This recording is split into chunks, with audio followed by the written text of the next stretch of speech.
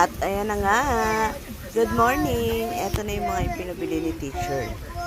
Kailangan namin is 5 notebooks. 4 na writing notebook para sa kinder, isang composition. Kailangan din namin ng red na pambalot kasi yun ang request ni teacher. Kailangan ko ng gunting, cartolina, at syempre ang ating plastic cover. At hindi pwedeng mawala ang pinaka-importante sa lahat ang ating scotch tape. So, ayan na. Mag-start na ako mag-cover. And after that, ayan na nga.